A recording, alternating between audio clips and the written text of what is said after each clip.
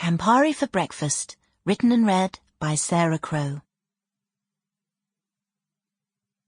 The Commonplace Book. The Commonplace Book was not only a diary, but a scrapbook and book of wisdom. It was often given to encourage learning and interests in children. A most personal journal in which quotes and comments are collected, along with cuttings, letters, recipes, essentially one's own book of life. Giovanni Riccielli was an Italian poet from the olden days. He described his commonplace as a salad of many herbs. The Commonplace Book of Coral Garden, Volume 5, Green Place, 3rd of June, 1986. Newspaper cutting, Births, Marriages and Deaths, Egham Echo, May 20th, 1986. Evelyn William Garden, 1898 to 1986. Survived by his daughters Coral Elizabeth Garden and Budleigh Rose Bowl. We do not expect our deaths, though they are inevitable. Had he known he would die on the Tuesday, I am sure he'd have cleared things on Sunday, just as you would if you had a meeting to prepare for. He left me instructions to destroy his papers, but as my shredder only takes one page at a time, Budleigh came to help me with a bonfire in the garden. It had a sad flame that hissed quietly. Its smoke hung in the sunbeams, beams that prevailed against the odds on that unsteady morning. We each managed our side, in case the wind should catch it.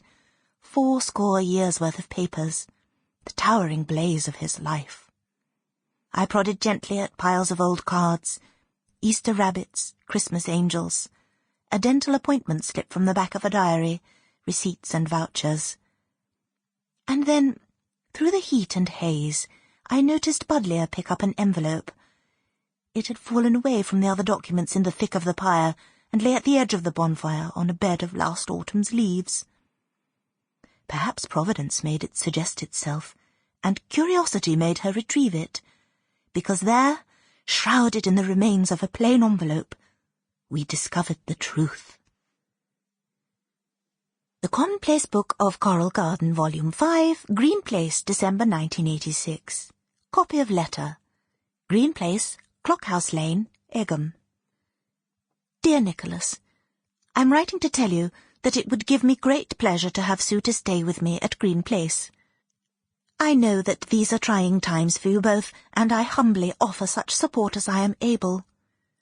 My companion has a daughter who is with us in the holidays, so you may reassure Sue that she would not always be surrounded by the elderly. I would be delighted to offer her an allowance of £50 per month for such modest needs as she may require. I am sure she would be like a sunbeam around the house, as I hope I may be to her.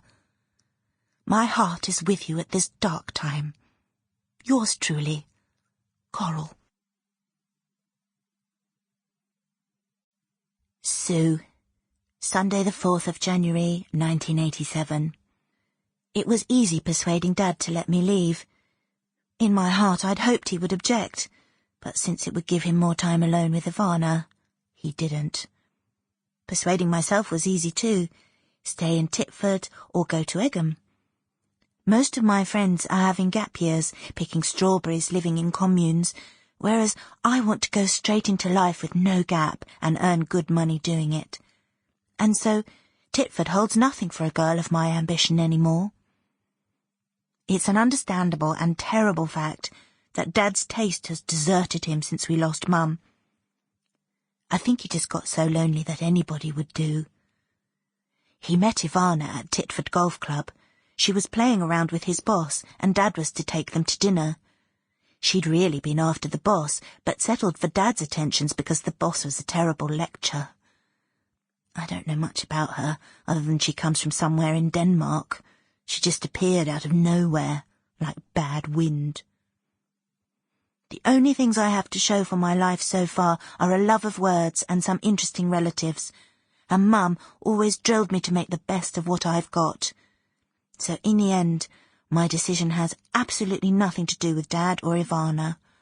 Ultimately, I think Green Place will be a good place to write. Aunt Coral is my mother's sister. Sample complete. Ready to continue?